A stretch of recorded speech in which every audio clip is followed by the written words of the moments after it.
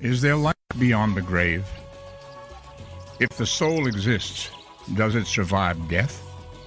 If so, when did the belief first arise that the soul may reincarnate, to be born anew in another physical body? Before we unlock the future, we must find the keys to the past. I'm Leonard Nimoy. Join me and open the door to ancient mysteries beginning now, here on A&E.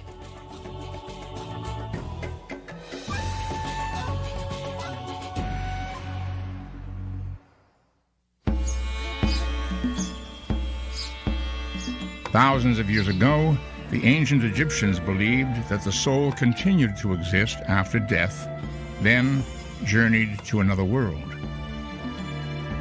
Yet some Egyptians believe the soul returns to Earth and reincarnates in a new physical body. Is the current Dalai Lama evidence of the rebirth of someone who lived before? Why was he chosen to become spiritual head of one of the world's great faiths? Though it may have once been central to Judaism and Christianity, the idea of reincarnation was eventually stifled by church and synagogue.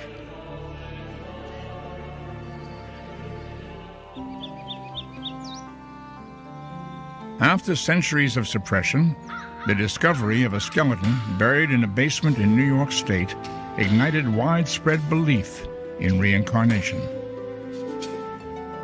In more recent times, a Colorado housewife claimed to have lived in a foreign land hundreds of years earlier. What evidence exists to prove the theory of reincarnation? Step back in time with us as we follow those who've long asked one of the most profound of all questions. Is death the end, or do we live again in a new physical body?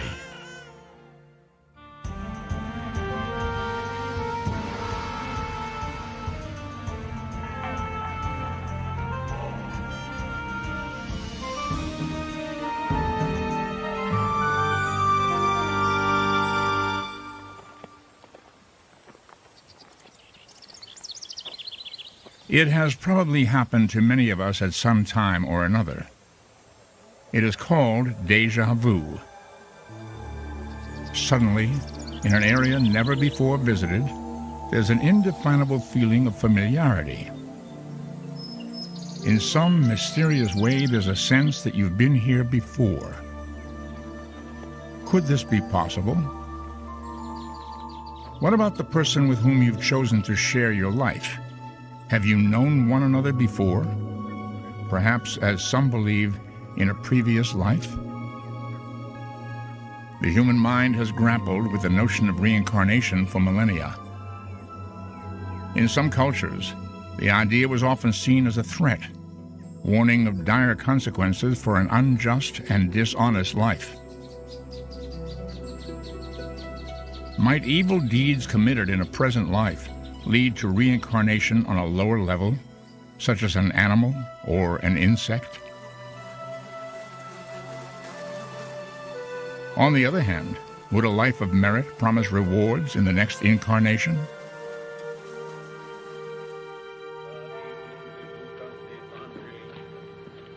Is belief in reincarnation a conviction as old as humanity's faith in a divine force that creates and judges the world?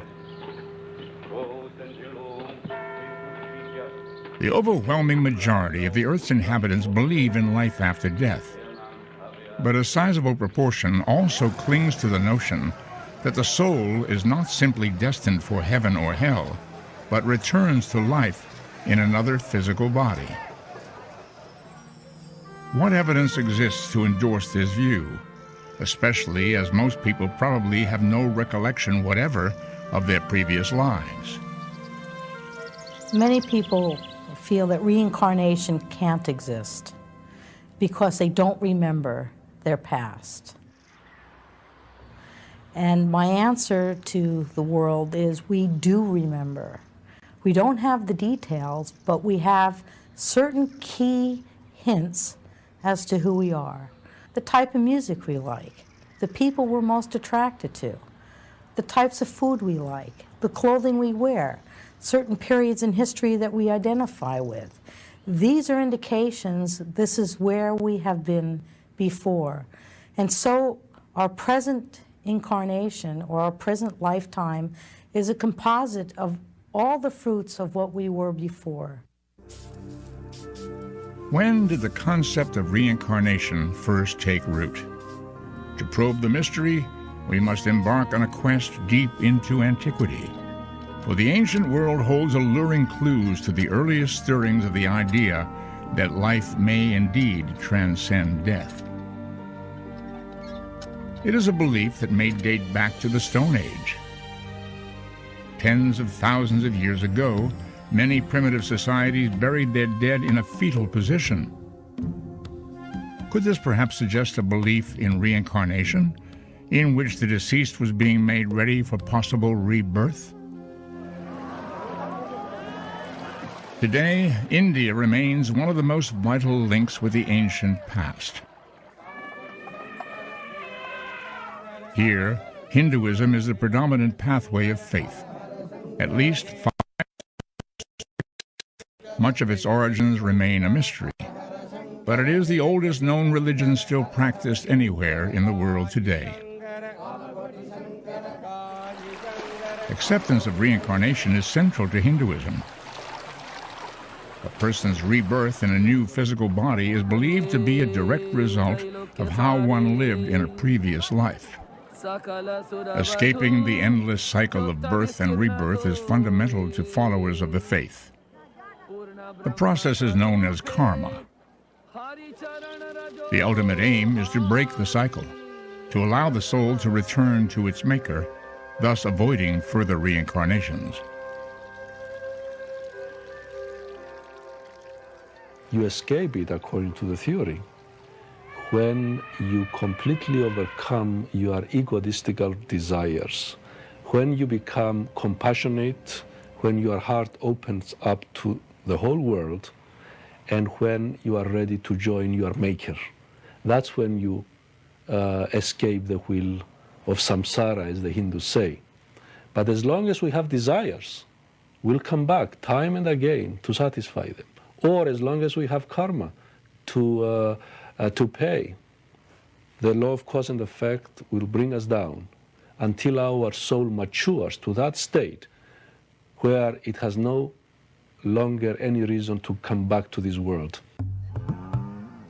Among the Hindus, the cow has long been held sacred. Why? Is there a conviction that animals have souls too? If so, do they also conform to the laws of karma, to the cycle of birth and rebirth? And in Hinduism, you can be reborn from human to animal to even lower forms. It all depends on the actions that you perform in the life. You can go up or down. You could be reborn at a lower form, or you could be reborn as a god. Of all the religions in the East, none adheres more strongly than Jainism to the belief that everything in the world undergoes a process of reincarnation. In Jainism, we find that the notion of the soul appears not just in humans, but in literally everything that exists. In animals, in plants, in what they call organisms, microorganisms, even in rocks and stones. The soul can progress from form to form. However, the human body is the one body in which souls can become liberated. So committed are the Jains to a belief in reincarnation that to avoid destroying even the most insignificant creature, many of them wear face masks to avoid ingesting the tiniest of insects. Insects which to the Jains may once have been human. If they're responsible for taking the life of another being, they believe they will reincarnate again to pay a debt for their sin. In neighboring Tibet, Buddhism, originally from India, has been the national religion for some 1,400 years. One of the central texts of Tibetan Buddhism is the Book of the Dead. Once a person has died, a lama or priest will read passages from the book to help a deceased soul choose new parents and a suitable environment for his or her next incarnation. The prayers are intended as a guide to help the soul prepare for a new life in accordance with the deeds and accomplishments of the life just ended. Nowhere does this belief carry such importance as with the selection of the Tibetan Buddhist spiritual leader, the Dalai Lama. Ever since 1694, all Dalai Lamas have lived in the Potala Palace overlooking the city of Lhasa.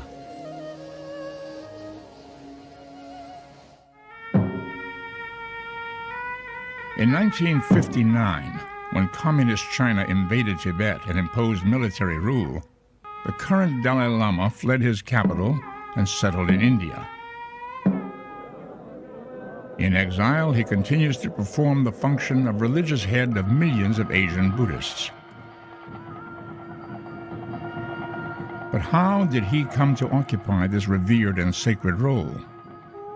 When the 13th Dalai Lama died in 1933, religious leaders immediately began a search to find his successor. But he had to be a reincarnation of all his predecessors. How was he to be identified? The usual procedure is that the old Dalai Lama, before he gets near to dying, and usually they know when they're going to die, they sort of write some letters, or they leave a testament, or they give some clues to their people and say, gee, I really like that area, I like that town, I like that family. But they take those clues into account. Then, after they die, all the local psychics, the Gene Dixons of Tibet, the professional psychics and astrologers are all consulted. And then they say, well, I think he's in the northeast, and I think he lives in this kind of a house and this kind of a family.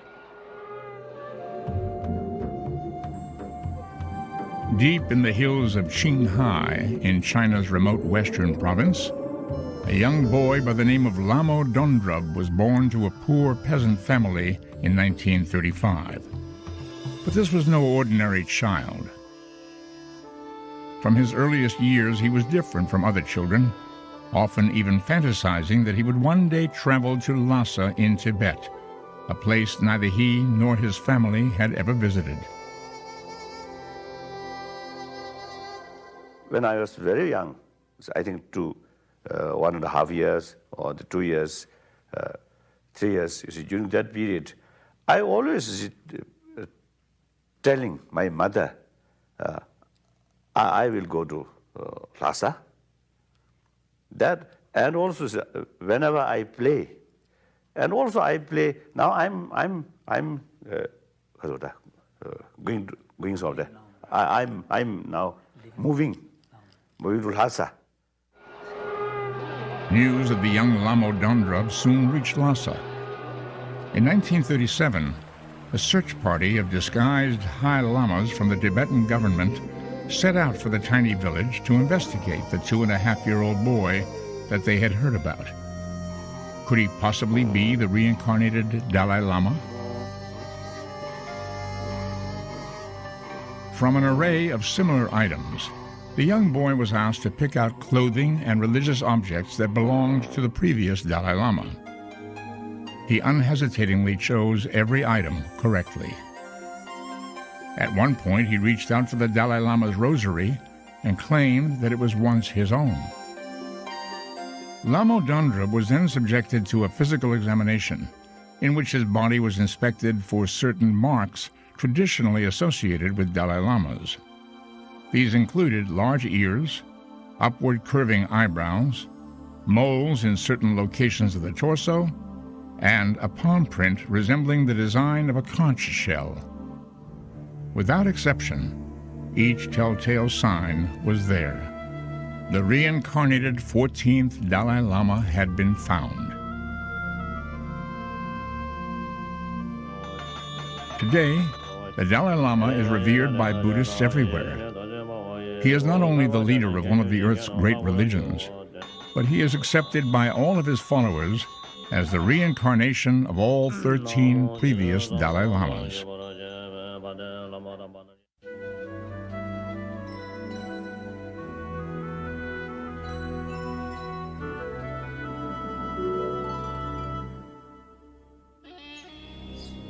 Western belief in the rebirth of the soul may already have been well established by the time of the ancient Egyptians. Pharaoh Amenemhat I of the 12th dynasty ruled the country during the period known as the Middle Kingdom, some 4,500 years ago. According to some scholars, he was popularly known as he who repeats his births, giving us tantalizing insight into the possible widespread acceptance that the pharaoh lived on after death. The Greeks and Romans attributed belief in reincarnation to an Egyptian mystic known as Thoth Hermes.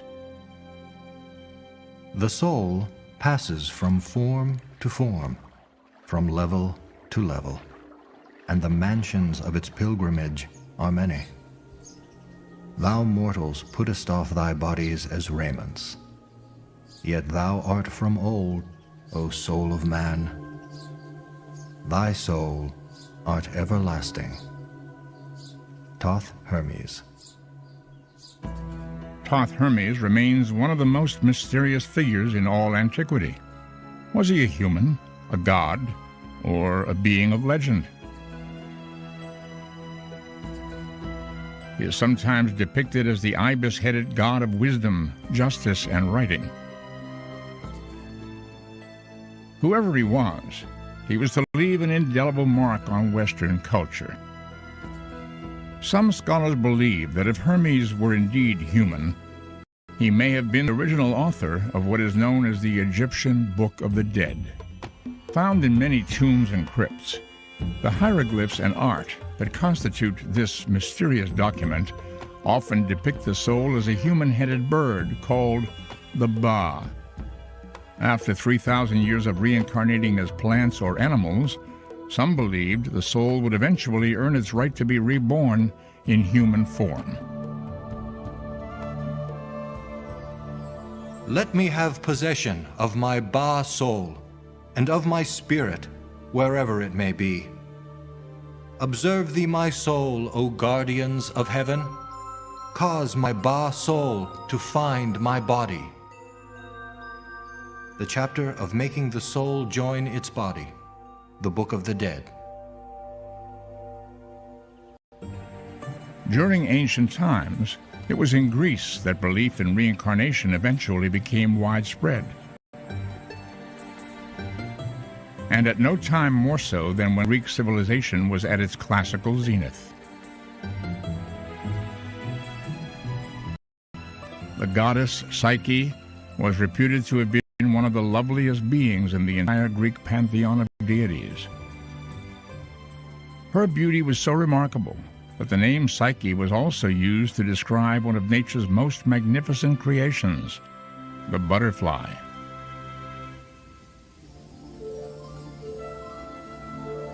But because the butterfly was born of a lowlier form of life, the caterpillar, the Greeks had yet another meaning for the word. Psyche also meant soul, representing the ability of a creature's spirit to migrate from a lower order of existence to a higher, more perfect one.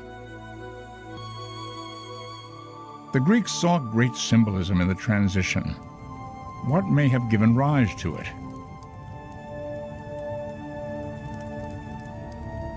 It is intuitively natural to the human being to assume continuity in everything. In other words, if you look around the universe, there is nothing that you can find in the universe that does not demonstrate continuity. When wood burns, it becomes ashes and heat. When water flows, it goes somewhere. When water boils, it becomes steam. In other words, in every natural process, we observe continuity. And therefore, it is unnatural that our consciousness alone, or our soul, our deepest level of consciousness, would be the one thing in the universe that would not have continuity. One of the most ardent Greek believers in reincarnation was the great philosopher Pythagoras. As a mathematician, his name would forever be inscribed in the annals of history. The school that he established at Croton on the mainland of Italy taught mathematics, astronomy, music, and architecture. Pythagoras was not only a gifted and original thinker, but he was said to have had mystical insight into the nature and origin of life. He claimed to have lived many times.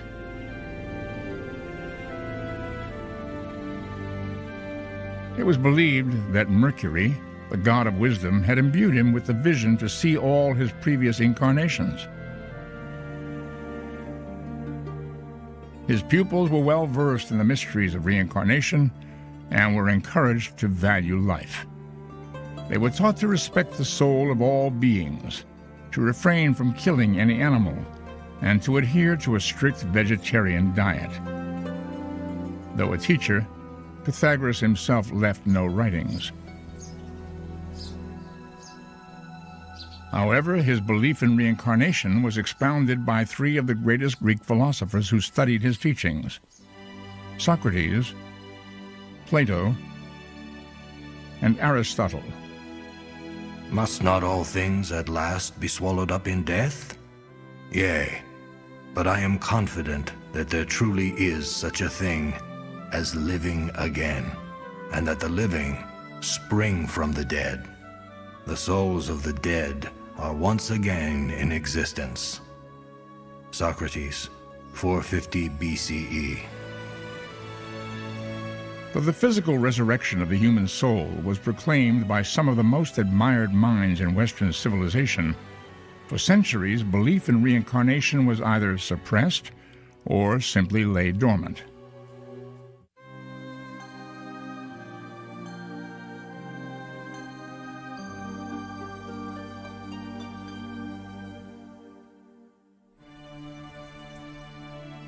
The concept that the human soul experiences multiple births and rebirths may seem alien to Western thinking. Yet one of the most dramatic examples of a reference to reincarnation is found in a text with which many of us are familiar: the Holy Bible. One of the oldest examples comes from the book of Exodus. Led by Moses, the people of Israel are at the foot of Mount Sinai. Here, following God's orders, Moses delivers the 10 Commandments to them. When he reads the 4th and 5th commandments from the tablets, supposedly written by the finger of God, the people hear these prophetic words: Thou shalt not make unto thee any graven image, or any likeness of anything that is in heaven above, or that is in the earth beneath, or that is in the water under the earth. Thou shalt not bow down thyself to them, nor serve them. For I, the Lord thy God, am a jealous God, visiting the iniquity of the fathers upon the children, unto the 3rd and 4th generation of those who hate me. Exodus 20:4. This has created a lot of questions for a lot of people. What can that possibly mean? Reincarnationists believe that retranslate generation to incarnation. So the sins of the fathers will be visited upon the 3rd and the 4th incarnations. In other words, the soul will come back, and the sins that that soul in that former life experienced or committed will then have to be dealt with in a karmic sense later on in the 3rd and the 4th generation. Another example of a passage that may refer to reincarnation in the Old Testament comes from the book of Psalms. Thou turnest man to destruction, and sayest, Return, ye children of men. For 1,000 years in thy sight are but as yesterday when it is past, and as a watch in the night. Psalms 90:3. One interpretation of this passage comes from ancient Jewish mystics who believed that there were 1,000-year cycles between the physical incarnations of the human soul.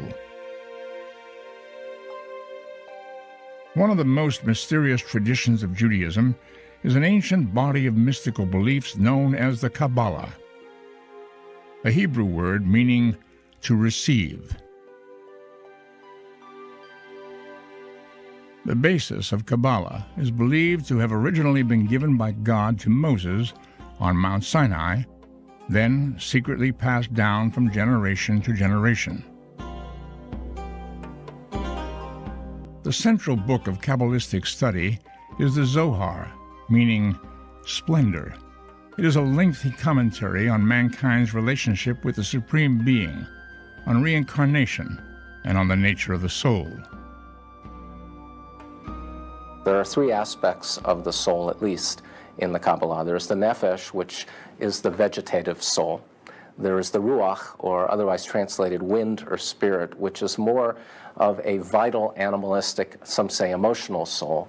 And then there's the neshama, the higher godly intellectual soul.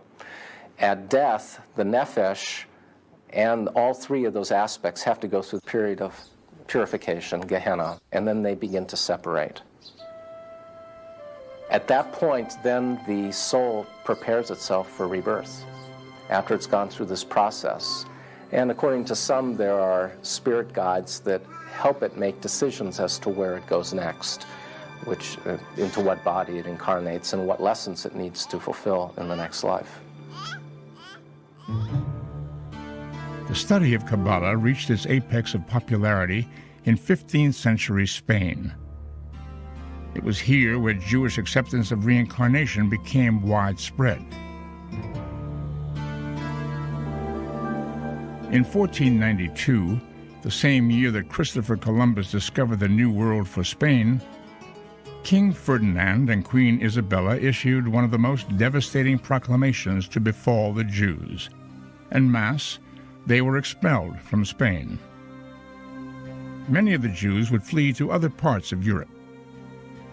There they kept their religious traditions intact, where they flourished for hundreds of years. But with the modern era, mysticism and belief in reincarnation would largely be suppressed.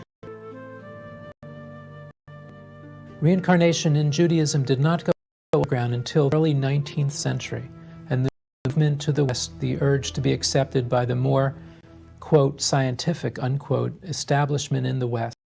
And then reincarnation went underground in some circles, but not in the ultra-Orthodox or Hasidic. And many, many rabbis have called reincarnation, Gilgul, the cornerstone of Judaism. Christianity is enshrined in the books that make up the New Testament of the Bible. Do any passages within these texts hint at reincarnation? Let not your heart be troubled. Ye believe in God, believe also in me. In my Father's house are many mansions. If it were not so, I would have told you. John 14:1. Does the reference to many mansions refer to the many lives or the many incarnations of the soul? There are those who believe so.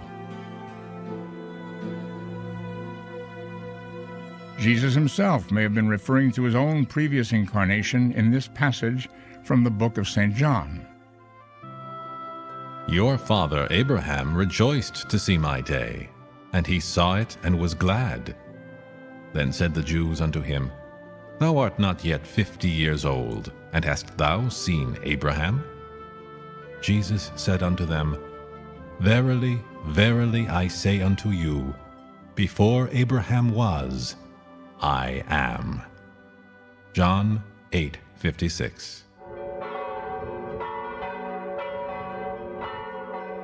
Three centuries after the crucifixion of Jesus, the Roman Emperor Constantine embraced Christianity, declaring it the official religion of the empire.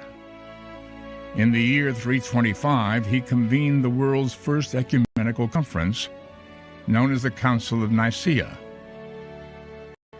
Though consolidating much of the doctrine of the newly established church, the gathering spelt the death knell of belief in transmigration, or reincarnation, among most Christians. The Christian patriarchs decided that this multi-future life idea was not very good because it was a little too loose.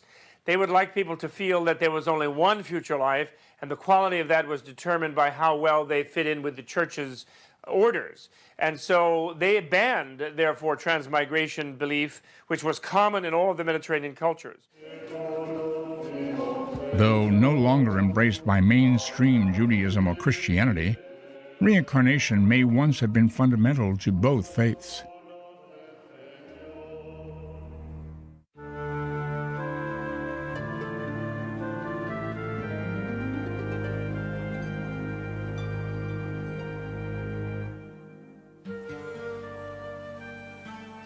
Ever since mainstream Judaism and Christianity had suppressed the concept of reincarnation centuries ago, little credence was given to it in the West. But by the 19th century, all that was about to change. The place was upstate New York, about 20 miles from Rochester. The year was 1848. The sleepy little hamlet of Hydesville was as quiet and uneventful a place as a small American town could be. However, in the home of John and Margaret Fox and their young daughters, Kate and Margaret, a series of strange events were about to unfold. Beginning around the middle of March, the family began to be disturbed by strange noises. Then, on March 31st, the youngest daughter, Kate, challenged the strange, unseen force. In response to the loud thumping noises that she heard, she snapped her fingers in reply. Over the next few nights, she and the mysterious entity worked out a form of communication. Then, the other daughter, Margaret, began asking questions of the spirit force. If your answer is yes, knock twice, she said. If no, knock once.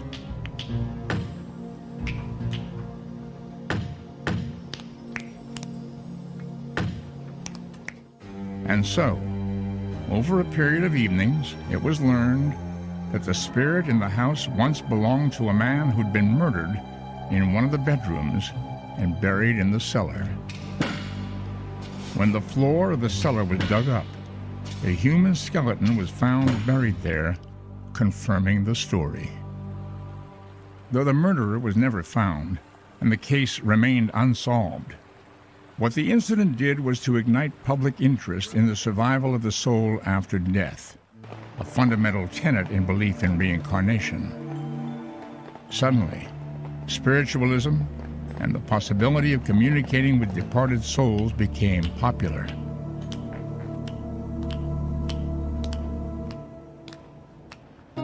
Additional impetus behind the awakening of a belief in reincarnation came from the other side of the world, from the daughter of a Russian colonel. Born Helena Hahn in the Ukraine in 1831, she, more than any other, was to challenge the conventional view that the soul does not incarnate again after death. She was born, according to her relatives, with an air of mystery surrounding her. She would often talk about things that were, for the most part, mysterious to the family. They didn't quite know what she was talking about. And she would talk about adventures that she had that everybody knew did not happen, but with such a conviction that it was actually, to her, the real thing.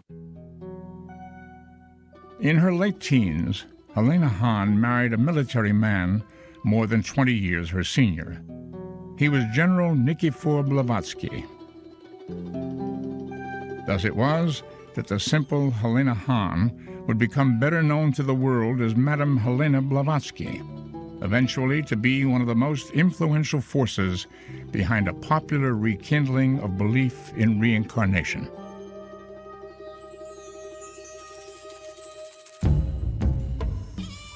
Desperately unhappy with her marriage, Madame Blavatsky deserted her husband and immediately began traveling the world in search of adventure. Her driving quest was to investigate the religious doctrines of the East.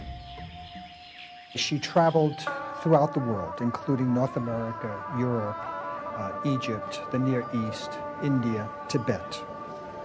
The purpose of her traveling was to try to find the wisdom, the ancient wisdom. And what she did was to collect this wisdom that she studied from books and from elsewhere, and she synthesized it to teach what she called the secret doctrine, or the wisdom of the ages. What she claimed was that this was the primeval religion of humanity and the truth, that the wisdom somehow was corrupted or lost by other religions that retained at least part of it, and what she was trying to do was to rediscover what this truth was. In 1873, Madame Blavatsky arrived in the United States and found the country in the grip of the spiritualism craze following the strange experiences of the Fox family in upstate New York. Anxious to share the mystical experiences she had in Egypt, Tibet, and India, and to offer insight into those cultures' belief in reincarnation, Madame Blavatsky attended a spiritualist meeting at a remote farm near Chittenden in Vermont. There, she met Colonel Henry Steele Olcott. The two struck up an immediate friendship. In September 1875, Blavatsky and Olcott formed the Theosophical Society, an organization dedicated to the study of occultism, ancient religion, and the process of reincarnation.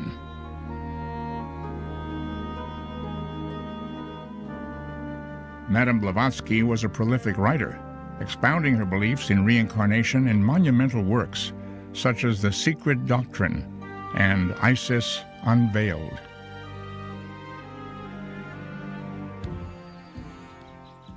Madame Blavatsky and Colonel Olcott eventually moved their Theosophical Society to India, where they could be nearer to the Hindu masters from whom they wished to learn more. In 1884, they relocated to Europe. 7 years later, on May 8, 1891, Madame Blavatsky died in Surrey, England. What is her legacy today as one of the first Western exponents of reincarnation and the transmigration of the soul? Every single writer who speaks on reincarnation probably owes a depth of gratitude towards Blavatsky. It's Blavatsky who gives the definition of what reincarnation is.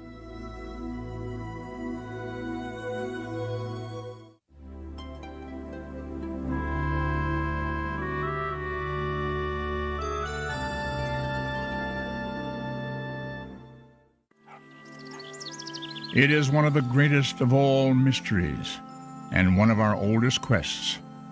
Have we lived before? And following death, do we come back and live again? One of the most compelling cases of a vivid remembrance of a past life took the world by storm in the early 50s.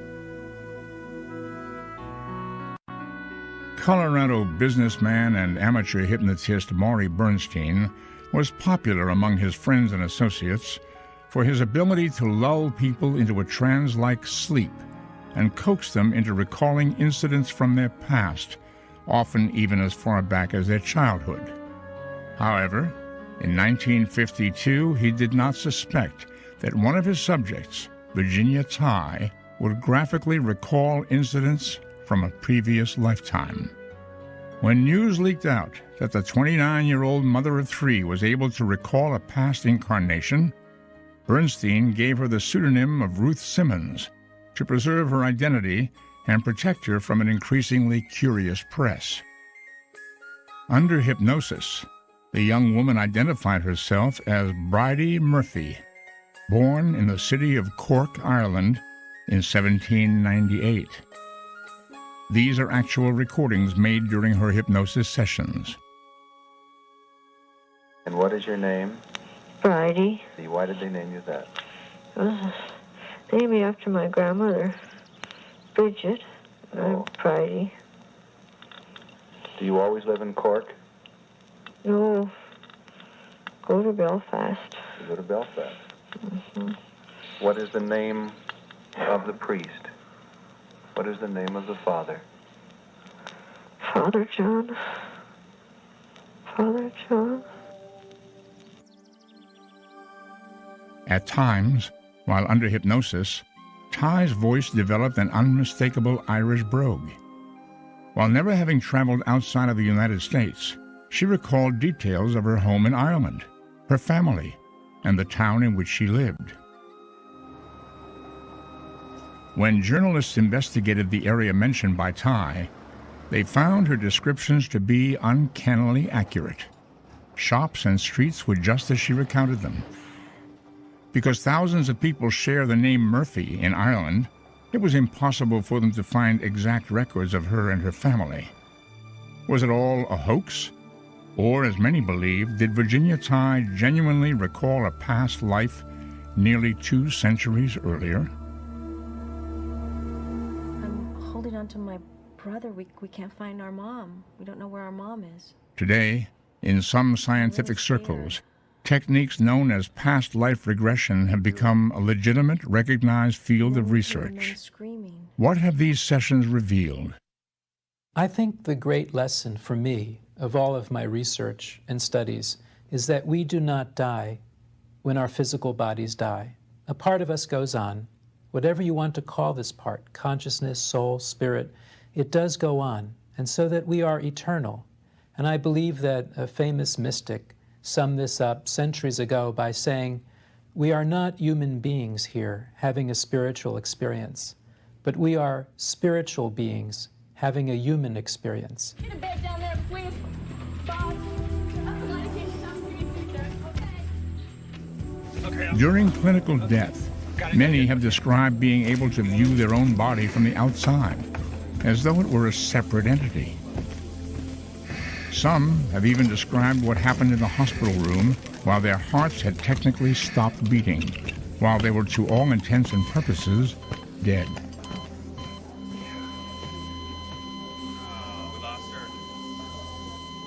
And they can tell you things that happened in another part of the hospital or another part of the city or another part of the world, and in fact it is verified.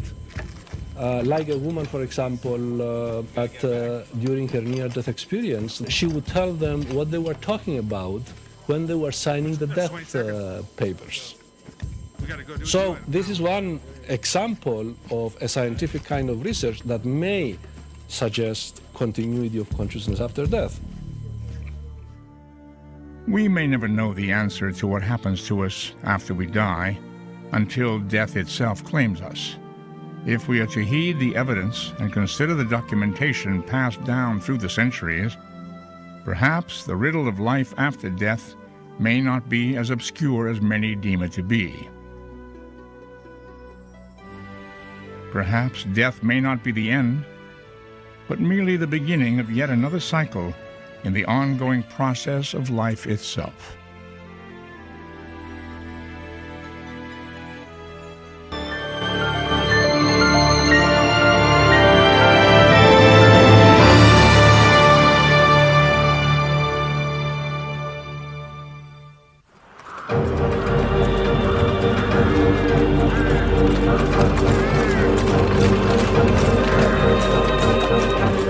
Is this the end of life, or the cue for a new beginning?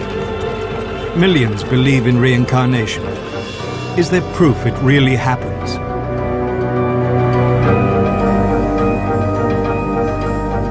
Do people pass through many lifetimes, and can they bring back memories of having lived before?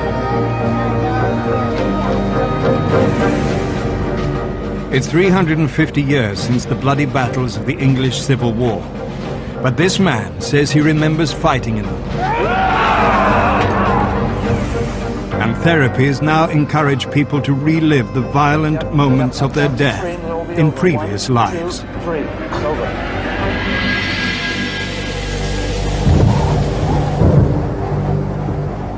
But what can be known for certain? Scientists are trying to assess the evidence from those who claim to have lived before. Will they prove the case for reincarnation and reveal what brings those memories to the human mind?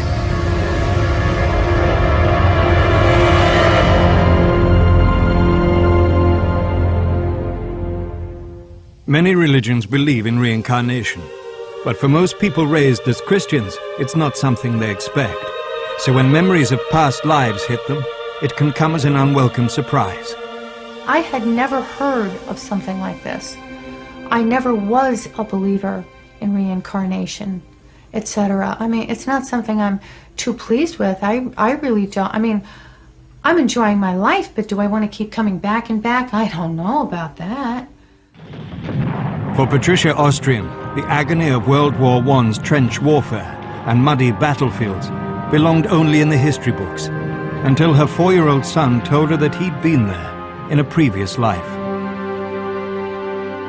From the start, Patricia had been puzzled by her youngest son Edward's bizarre phobia. Ever since he was 1 year old, he was really fearful of dark, gray, drizzly, damp days. He was very anxiety-ridden and would become quite clingy and whiny. He was also constantly ill and used a strange name for the throat problems which plagued him. He kept referring to this area of his throat as my shot. I thought that he was describing the hurt in his throat because he had tonsillitis severely, always. He was always very sick. But then Edward's parents were horrified to discover he had a growth in his throat, a severe type of cyst. It was pretty big, very noticeable. It looked like a swelling in his throat.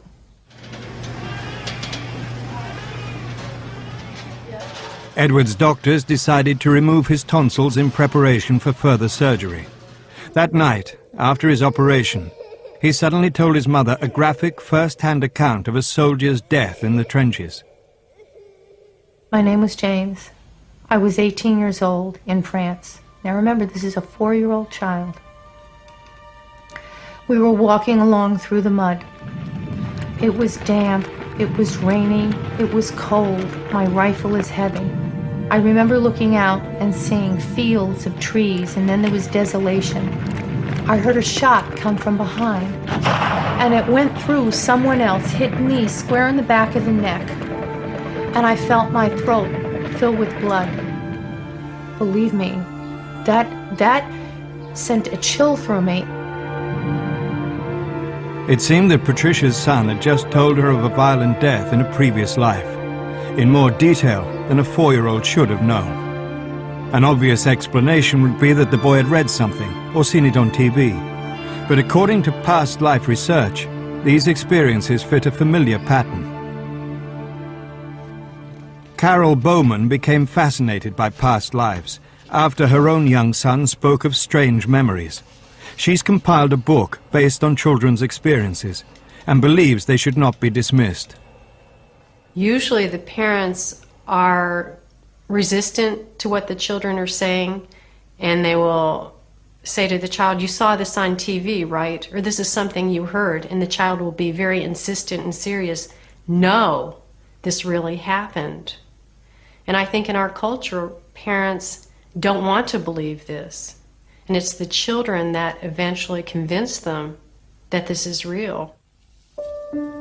I found through my research that children up until about the age of 5 have these past life memories spontaneously, just naturally. And I think this is just a natural part of a young child's development, something that we really haven't looked at in the West. But neuroscientist Michael Persinger believes there's a far simpler explanation. This is the age where if the child is crying about a nightmare and they believe there's a dinosaur or a bear in their room, from the child's point of view, there is a bear. They can't tell the difference. So all kinds of imagery and experiences can seem to be very real. And what we have found is if the child says something very interesting or very unusual, and if the parent says, "Wow, how did that happen?" that will reinforce the behavior. When my son had started talking about a previous life experience, I was not convinced that this was real. I thought this was the ramblings of a child. But what made Edward's parents change their mind was something else that happened. At the same time that Edward spoke of being shot in the throat, his growth suddenly disappeared. As a doctor, Edward's father knew that he'd witnessed something unusual. The experience that I've personally had with these type of growths is that they never go away. So I was not only pleased but surprised, and I didn't know what to make of it. My schooling was, he's going to develop cancer in that growth. Open your mouth wide. Edward's doctor, ear, nose and throat specialist, Stephen Levine, was also surprised. Good, excellent. I'm not sure what I can make of this story of Edward's remembrance of a past life.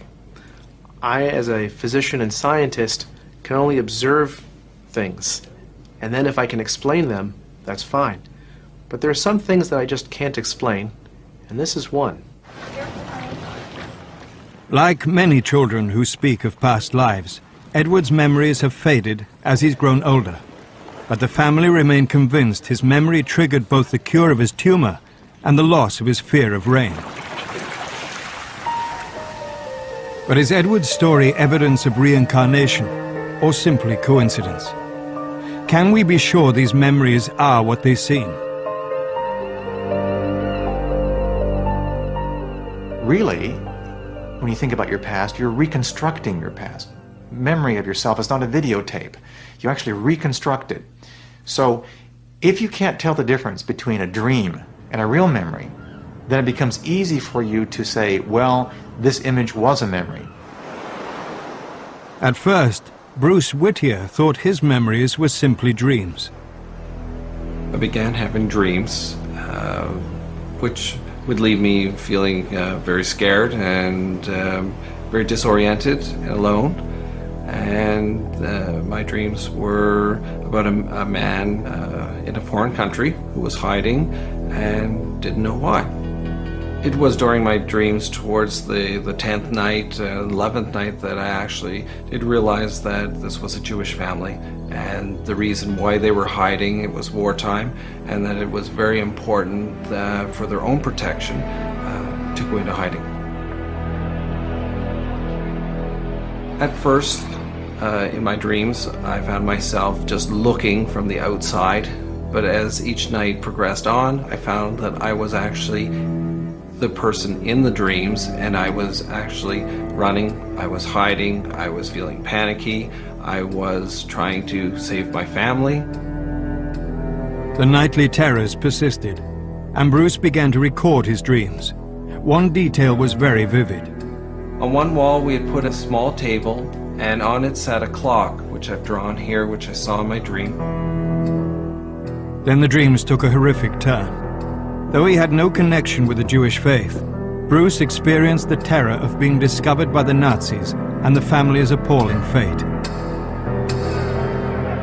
After being discovered from our hiding place, we were actually taken to the ghetto. And after the ghetto, we were loaded on a train and taken to Auschwitz. Then dream and reality collided. Bruce had also dreamt where he could find the clock from the cellar. For 2 weeks he was too scared to look, and then he found it.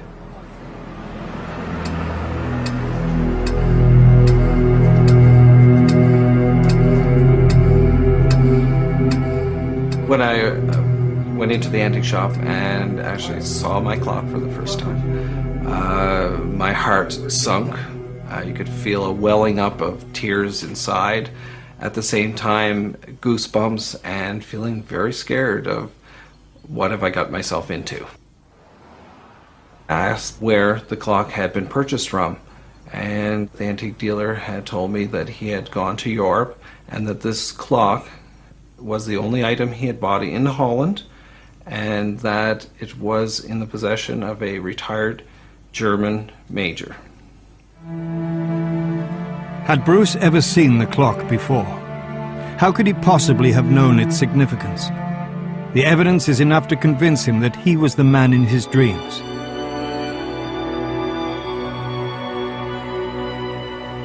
But imagination is creative. Could honest people deceive themselves by misinterpreting their own experiences? Every time you have an experience, you recognize it as being a part of you, a self-experience. And you know that those are your memories, your experiences, that you are experiencing it. But suddenly, if an experience takes place that's not labeled as being you, as being a part of your experience, that's an intrusive experience. Dr. Persinger's team is working on an experiment to show they can create the so-called intrusive experiences by running electromagnetic fields through the brain. We'll begin. Effectively, the subject is sitting in the other room, in the acoustic chamber. A magnetic field will be delivered through her brain, through a series of solenoids that generate these patterns from a computer. The EEG, electroencephalogram, here is simply being used to monitor her states of consciousness.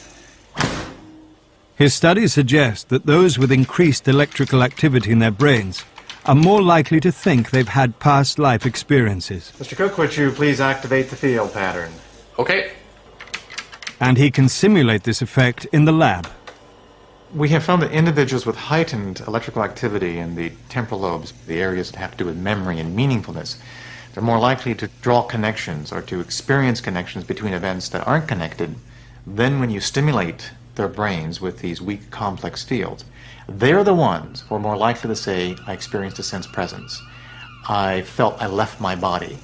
I felt that I was detached from my body. I visited an early childhood memory. So the individuals who have these beliefs are more likely to interpret these vivid experiences as being non-self, as being exotic.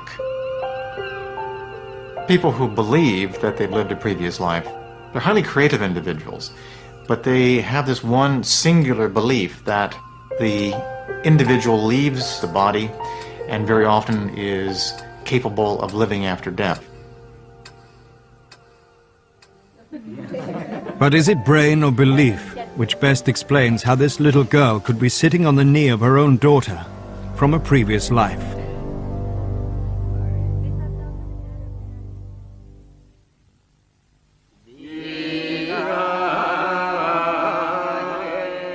Belief in rebirth is central to the teachings of many Eastern faiths.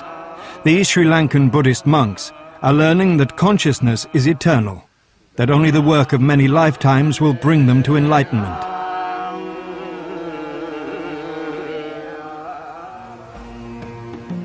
In Sri Lanka, religious beliefs allow past life memories to be accepted as a quite natural experience. This family believes that this little girl is a reincarnation of their dead mother, Siryawati, tragically killed at the age of 35. Our mother is much smaller than us. We are older than her. When we see her, we love her very much, but it is a bit strange. From the age of 3, Chaturika spoke of a previous life. She claimed to recognize Siryawati's entire family. She even recalled chillingly how Siryawati was killed by a van before she, Chaturika, had even been born.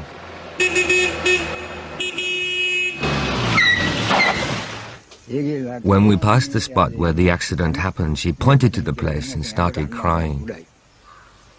The families see the match between Chaturika's memories and Siryawati's real life as evidence of reincarnation.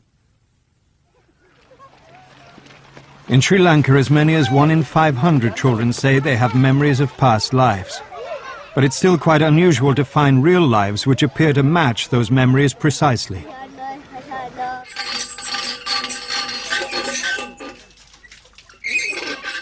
Chatura was only 3 when he started to make strange statements. He said this was not his home. He constantly cried because he wanted to go to his real home. He said, "You are not my mother. My mother is fair-skinned and she's fat." He used to cry all the time. Even more strangely, the child gave a graphic description of a violent death a 3-year-old could hardly have known about. He said they went out in a truck, then they got blown up by a landmine. The truck was blown to pieces. He was thrown into a ditch. Then someone shot him.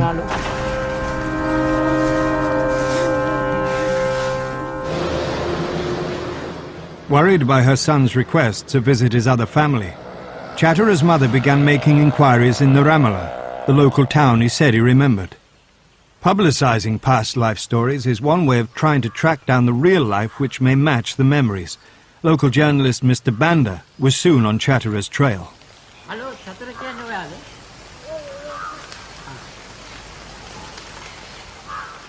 The journalist's independent account is regarded as a vital way of authenticating the memories.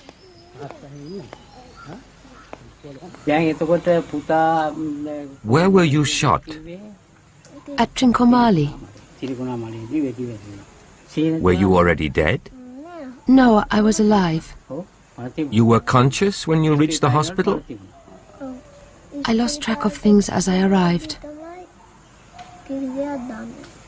Any birthmarks from the previous life?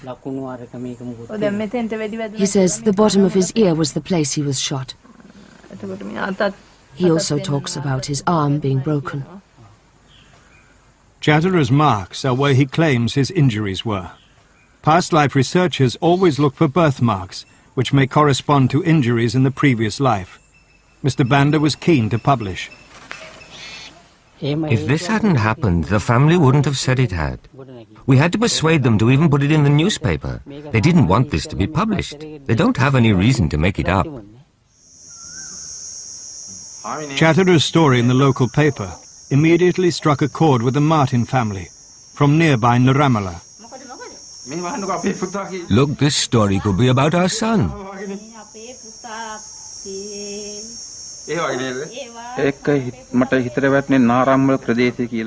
It said the dead person was from Naramala. At that time, there was no other soldier from Naramala killed in the battle. There was only our son. He was the only soldier to die from this area. 19-year-old Dayananda had been in the Sri Lankan army only weeks when he was killed in an attack by the separatist Tamil Tigers in the war-torn north. As the child described, he was killed when his army truck hit a landmine.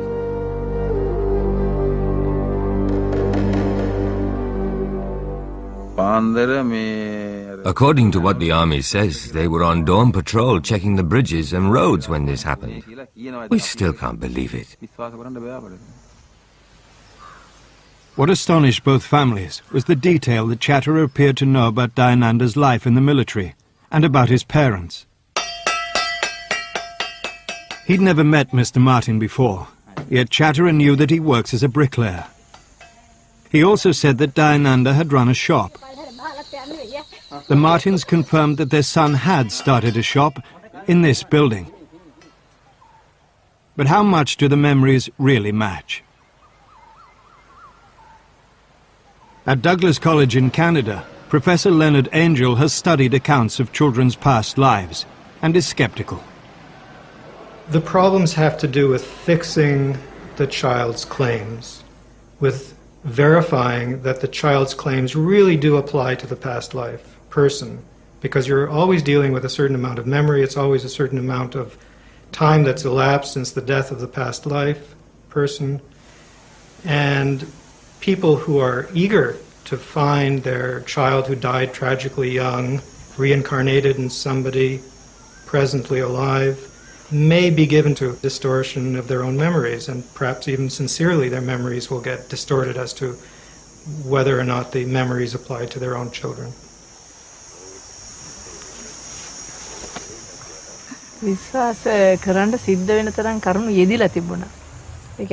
We had proof. He recognized the father. When a child says, "Daddy," you have to believe him. It was my son who said it, and I believe him. He stared for a long time, then he said, "Daddy," and his eyes filled with tears. We all cried too. Even though I lost my son, he's been born again. He called me mother and my husband father, and that made me so happy.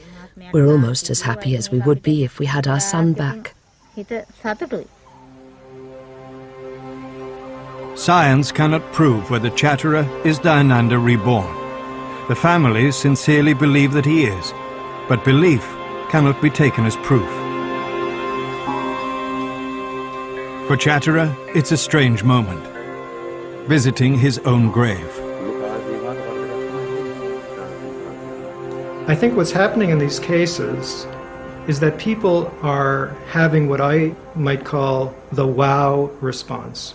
The wow response is taking a look at the match that's found between the child's memories and the past life identified and saying, wow, that couldn't be coincidence.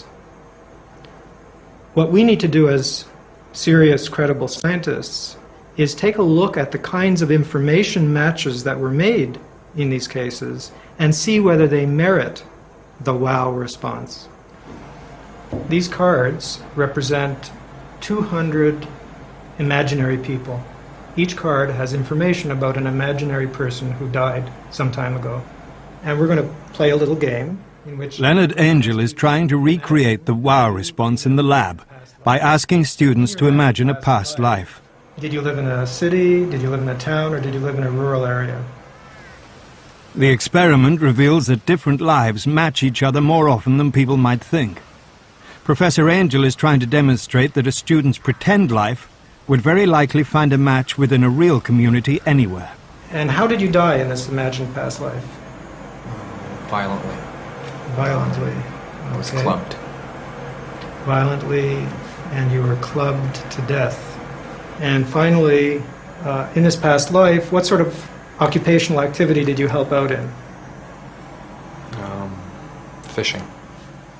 Professor Angel has put together combinations of 25 modes of death, with descriptions of living conditions and occupations to create his fictional characters. The surprise is that there are fewer permutations than you would expect. Oh. Here we have the card. I think that'll be the best correspondence. On this card is written that you died a violent death, that you were clubbed, that it particularly hurt on your head, that your living quarters were cramped, but it's not written that you were occupied with fishing, so that doesn't count as a match. So the question that I want to ask you is, does this correspondence strike you as unusual, that within such a small group of cards, one is able to find a particular card that matches? Yes, it's impressive. He's created a wow response. The card suggests that imaginary memories can be matched with real lives quite easily. But can experiments like this explain the exotic lives some people claim in the more distant past? And how could they counter those who say they have historical proof of their previous lives?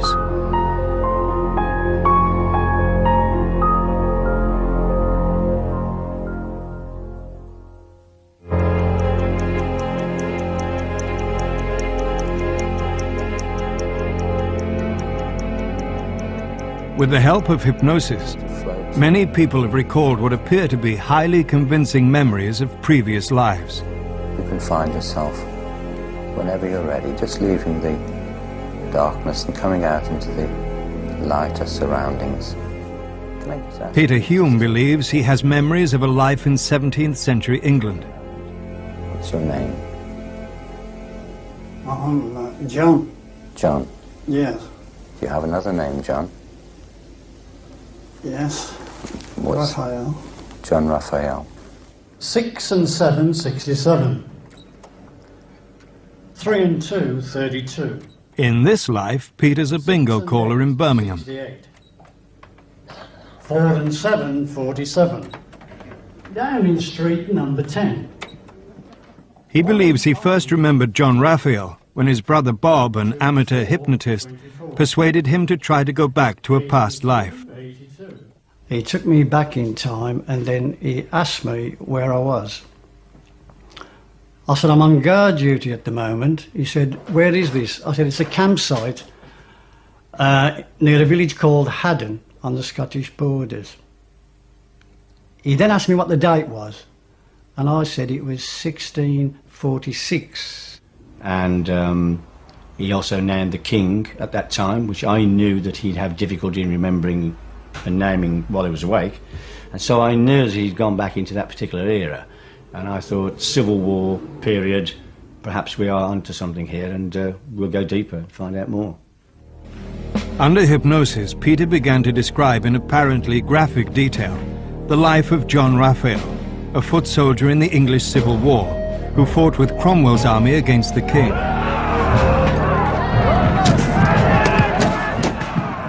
But how could the Humes prove that the memories were genuine? That's my helmet. Someone hit me on top of the head. That horse was coming straight at me. Having gathered certain amounts of information from several sessions of hypnosis, it was then that we decided we would go off and research this information. So we started to go to the locations, if they still existed, and to try to find some connection with what he told us.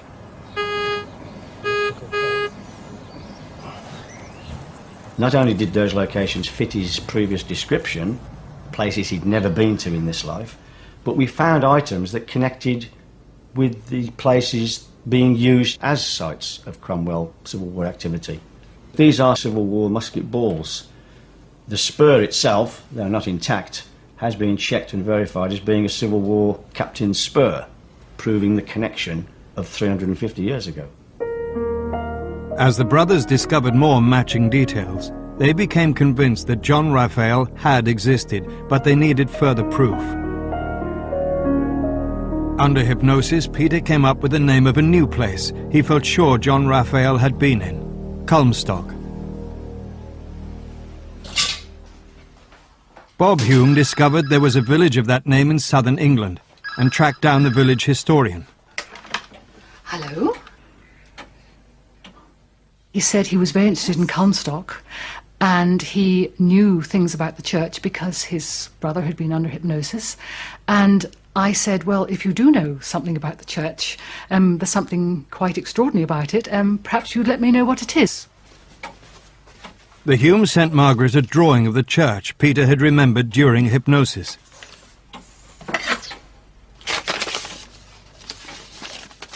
His drawing bizarrely pictured a tower with a tree growing out of it and a spire inside. The drawing is amazing because we have got a little yew tree growing out of the tower, which they could not possibly have known about. They'd never been here before. But Margaret also knew something which was buried deep in local history. In the Civil War era, there was a spire. I've looked into the records for many years now, and one of the records is the churchwarden's accounts. And I know that in there it says 1776 the spire was taken down. So if John Raphael did live here, he would have remembered a spire.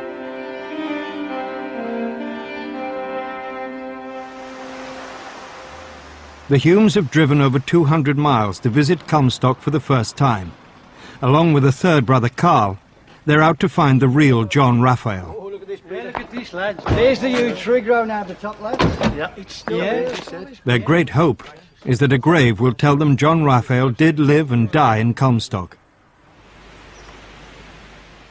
But Peter's hopes are dashed.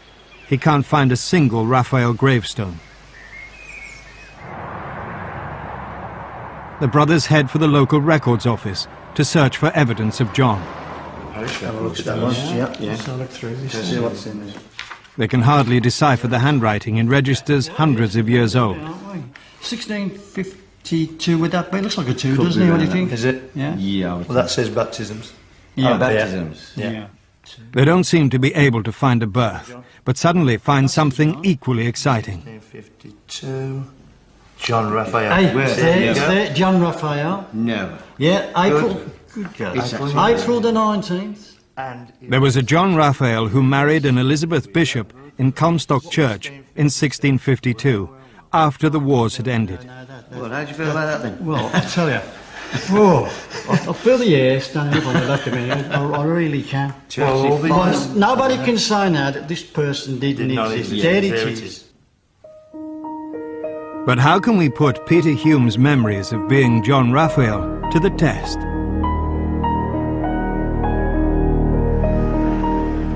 At London's University College, Civil War historian Ronald Hutton has come to examine a recording of Peter Hume's claims. I set a number of questions which I thought that a Civil War soldier would answer and would provide really interesting insights into the life of somebody actually engaged in the English Civil War. I couldn't get my sword out of his ribs. David Oakley, director of the University College Hypnosis Unit, has regressed Peter Hume and is now asking him the historian's questions. Did you use pike or musket? I was a pikeman. Mm-hmm. Pike. Pike. And what commands were given for each of those, the pike and musket? Oh, I don't know muskets. Mm-hmm. What about pike? We were just told to march on. March on. A pikeman in those days would have lived with and internalized a whole string of commands for using that pike in battle. Order your pike, port your pike, advance your pike. It had been like clockwork for him. It's the basic training. And it does seem a little strange that even 350 years on he couldn't remember a single one of those. They're what you live or die by. What did Donington Castle look like at the time you besieged it? Some of us went through the doors out the back. The castle was never actually entered by the besiegers. It was surrounded by a large, elaborate area of earthworks, and those were the real defences. The besiegers never reached the actual castle itself. It surrendered completely peacefully. Was the storming of Donington a hard fight? Yeah. People were running everywhere now. No one seemed to know what they were doing. Cavalry galloped off. People running off. As his answers progressed, I became steadily more disappointed. I really wanted to hear the kind of detail, the sort of corroborative experience, which I would know about from other contemporaries' records of what happened, and he was completely out of key with every single one. Though Peter Hume failed to impress the historian, how can we explain the finds he's made and the memories he seems so clearly to have had? If it's not reincarnation, what creates these past life experiences and makes people believe so strongly that they have lived before? That's it, that's very gentle. That's it, good, let it out, let it out, let it out, let it out. Let it out. That's it, that's it.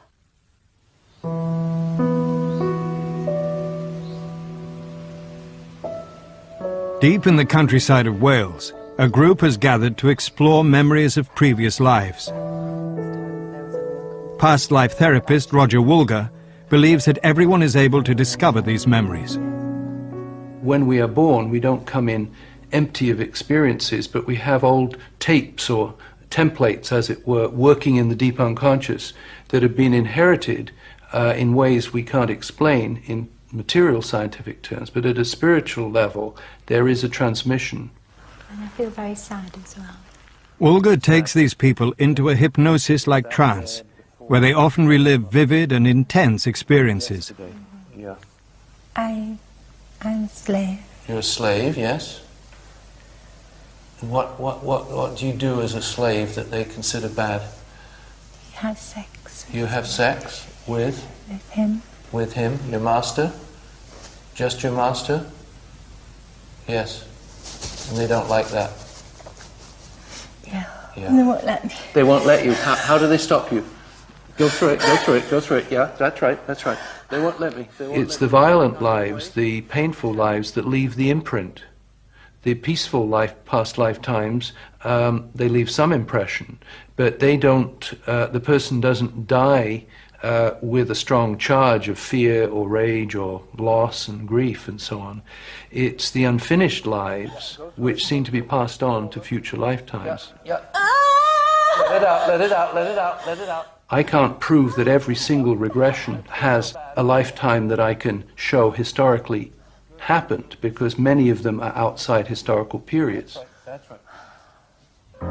While past life experiences can't be historically proven, yet seem so vivid and real, the challenge is to discover whether they're memory or imagination. So much of what we say to people when we ask them about what happened yesterday and the day before and so on is imagination. If they can't remember, they fill in the memory gaps with whatever comes to mind that is the most plausible. And that's the problem. When we do that, and we do it especially under hypnosis, we are recreating, inventing a past that never existed. Psychologist Robert Baker has spent 40 years studying whether past life memories are genuine by hypnotizing people himself. Over my professional career, I guess I have regressed at least 500 or 600 people into past lives.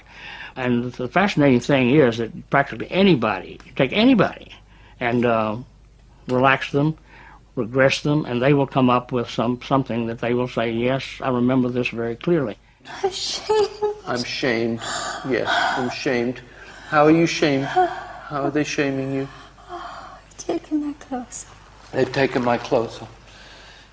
The emotions are vivid, but neuroscientist Michael Persinger thinks this can be misleading. One should not misinterpret people crying or emotions as being somehow a legitimate indicator that the phenomenon or the experiences are real. Crying does not make an experience valid. It just makes it important for the people watching and for the experiencer. I've had young girls who are 18 and 20 years of age relive D-Day invasion, and in which they will think that they're soldiers trying to climb up the beach and so on, and are being shot at and so on, and they will weep tears and scream and cry and blubber and everything like that. And the emotional content is absolutely no clue whatsoever to the accuracy of these memories. At the University of Binghamton in New York, Professor Stephen Lin is studying how hypnosis stimulates the imagination rather than the memory. He thinks he can show that these apparent memories are not what they appear.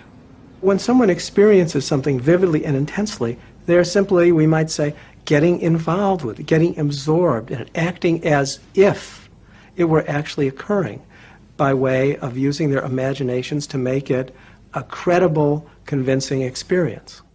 Professor Lin's experiments show that people under hypnosis respond to suggestion and come up with what they think are memories, even though they're unlikely to be true. We're going to see just how far back you can go with hypnosis and see whether you can recover some memories that date back to the very earliest time of your life, even possibly when you were in the crib. And I'm going to give you some specific suggestions to do that. The present beginning to fade. We're going to move along a time track, further and further back in time. When you were small and young. I'm on the floor and I'm playing. And I'm reaching my arms up. And my mother's coming to pick me up because I can only crawl, I can't stand up. What's she saying to you? She's speaking to me in Italian. Sangue mio. Piccerida mia. What does that mean?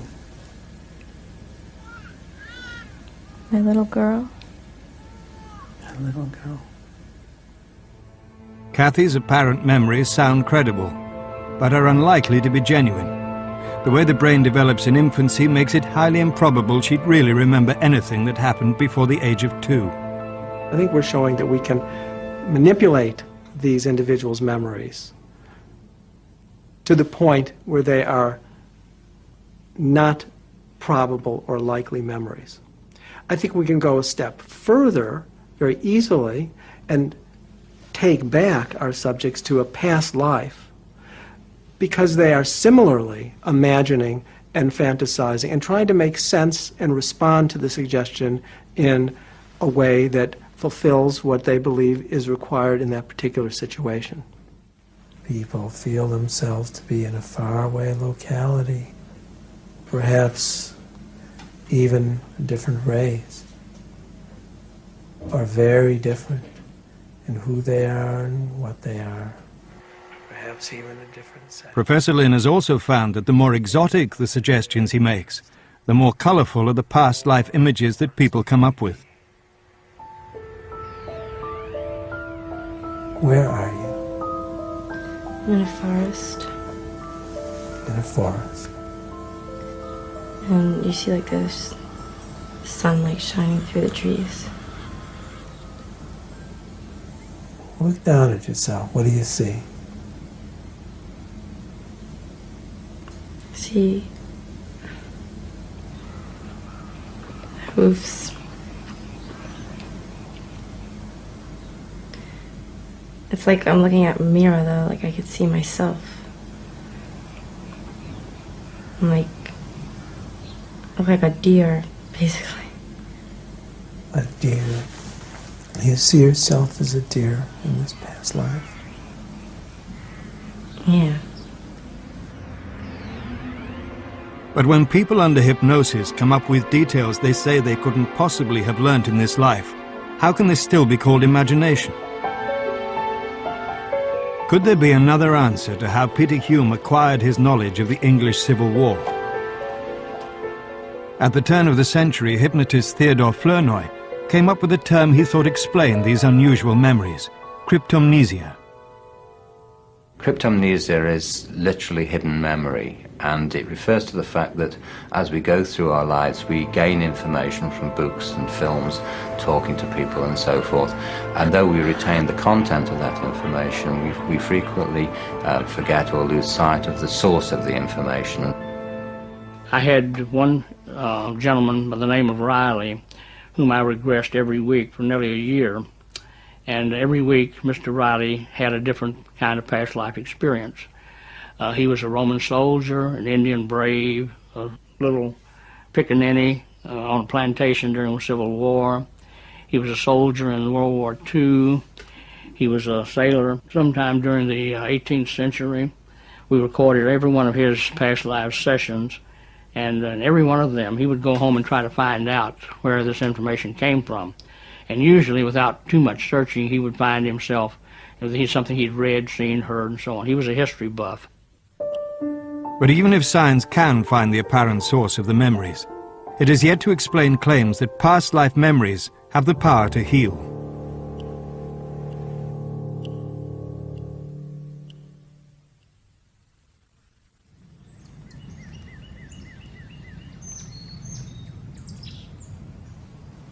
Writer Carol Bowman has researched children's past life memories, but she also recovered her own memories while suffering a serious illness. When I was in my mid-30s, I had a very long bout of pneumonia and pleurisy, and I could hardly breathe. And one afternoon when I was lying in bed trying to sleep, I saw a very clear vision of a man who was lying in bed, propped up with pillows, and he looked very ill. He was very pale, and he was coughing. And there was something about this vision that completely overtook me. It felt very real. And as I concentrated on it, it shifted, and I realized on a very deep level that I had been this man before. And then from a perspective above the treetops, I was looking down at a funeral procession, which I perceived to be his funeral. And I saw carriages and horses.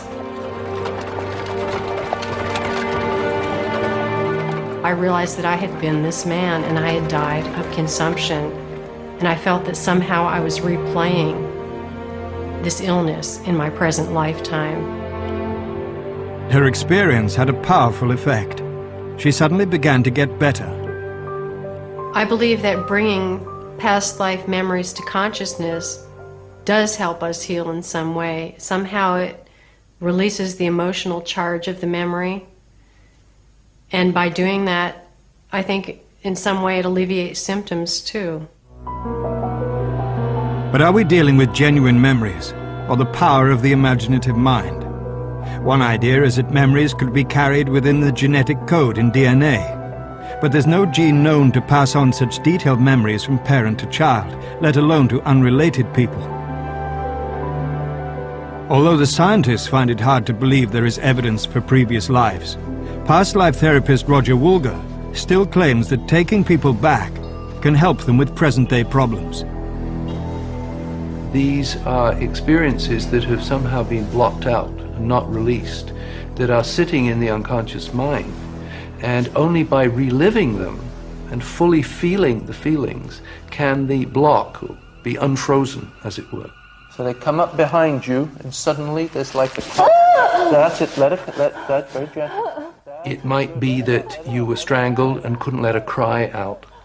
It might be that you were dragged off and shot before you got a chance to express your rage and anger. And when that happens, these feelings get locked in different parts of the energy body. I'm being choked.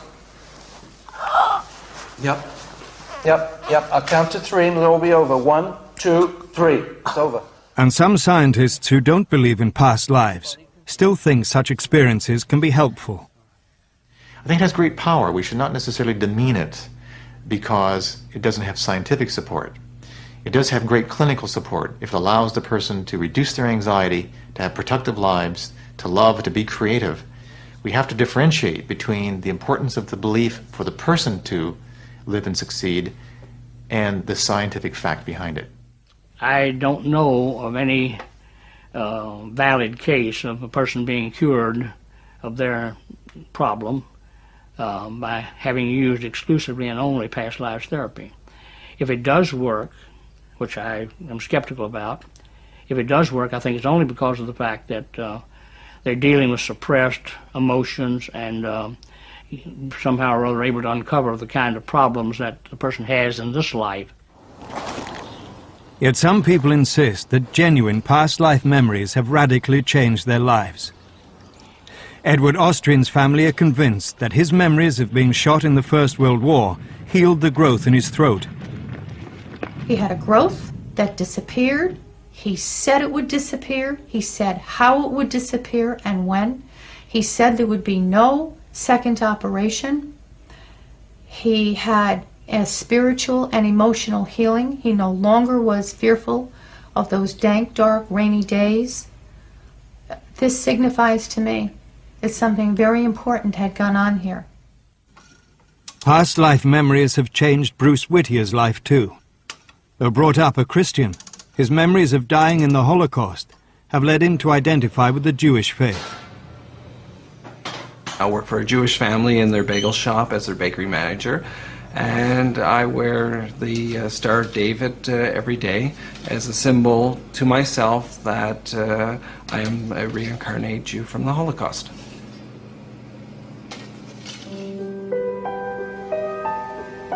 But still, the scientists have a problem. How can past life memories possibly enter the brain? The way the reincarnationists would view the matter is that the mind, at the point of death, or the spirit or the soul, becomes separate from the body and goes to a place of some sort and then later re-enters a child during pregnancy. The problem with this view is that there's no way we can understand how something purely spiritual could make things happen in the neurons of the brain. So there's no mechanism by which a discarnate spirit could enter a brain. This is wishful thinking on the part of everyone. We want to believe that we're immortal.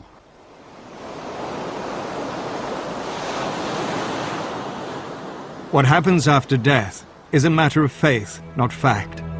People believe what they will, but have no way of knowing. Knowledge can only come from beyond the grave, territory which remains closed to science.